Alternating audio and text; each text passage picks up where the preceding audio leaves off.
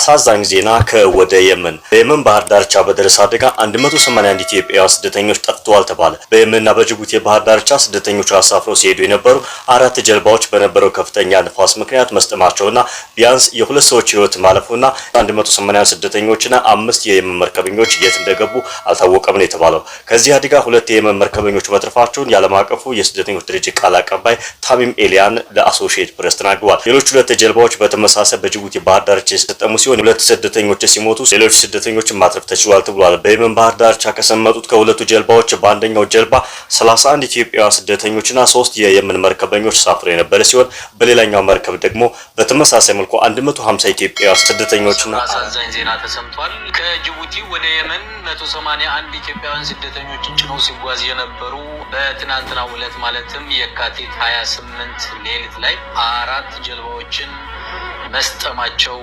ተረጋግጧል። ይህ እጅግ በጣም የሚያሳዝን እጅግ በጣም ቅስም የሚሰብር ዜና ነው። ከ4ቱ ጀልባዎች 2ቱ በየመን የባህር ዳርቻ አካባቢ እንደደረሱ የሰጠሙ ሲሆን ከእነዚህም ውስጥ 181 ኢትዮጵያውያንና 5 ጀልባዎችን ሲሾፍሩ የነበሩ የመናውያን ጨምሮ የት እንደገቡ አልታወቀም። ከዚሁ አደጋ በህይወት የተረፉት 2 ጀልባዎቹ ሲነዱ የነበሩ የመኖች ብቻ እንደሆኑ የዓለም አቀፉ ስደተኞች ድርጅት IOM ያሳወቀ ሲሆን በተጨማሪም ሌሎች 2 ጀልባዎች በተመሳሳይ በጅቡቲ የባህር ዳርቻ ላይ የሰጠሙ ሲሆን 2 ስደተኞች የሞቱ ሲሆን ሌሎቹን ግን በህይወት ማትረፍ ተችሏል። በየመን የባህር ዳርቻ ላይ ከተገለበጡት 2 ጀልባዎች ግን በህይወት የተረፉት 2 የመናውያን ብቻ ናቸው።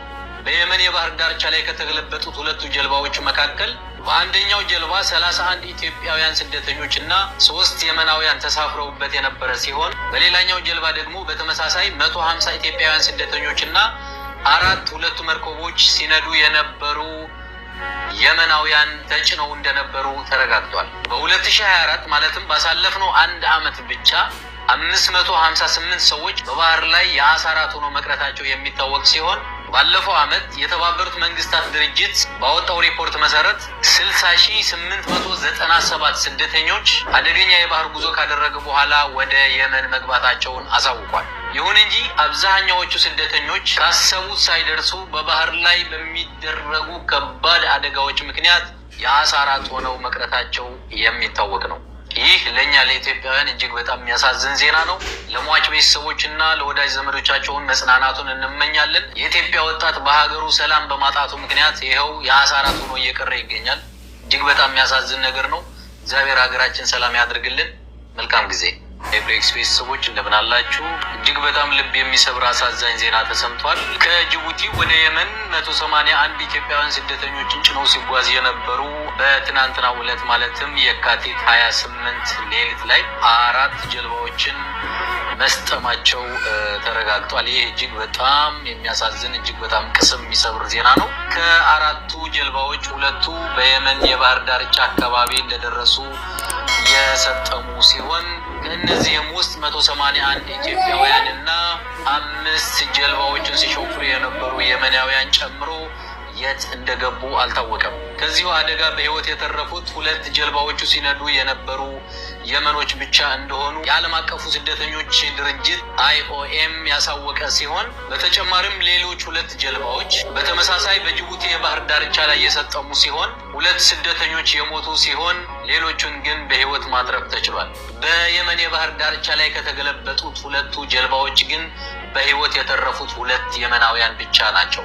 በየመን የባህር ዳርቻ ላይ ከተገለበጡት 2 ጀልባዎች መካከል በአንደኛው ጀልባ 31 ኢትዮጵያውያን ስደተኞች እና 3 የመናውያን ተሳፍረውበት የነበረ ሲሆን በሌላኛው ጀልባ ደግሞ በተመሳሳይ 150 ኢትዮጵያውያን ስደተኞች እና 4 መርከቦች ሲነዱ የነበሩ የመናውያን ተጭነው እንደነበሩ ተረጋግጧል። በ2024 ማለትም ባሳለፍነው 1 ዓመት ብቻ 558 ሰዎች በባህር ላይ የአሳ ራት ሆነው መቅረታቸው የሚታወቅ ሲሆን ባለፈው ዓመት የተባበሩት መንግስታት ድርጅት ባወጣው ሪፖርት መሰረት 60897 ስደተኞች አደገኛ የባህር ጉዞ ካደረጉ በኋላ ወደ የመን መግባታቸውን አሳውቋል።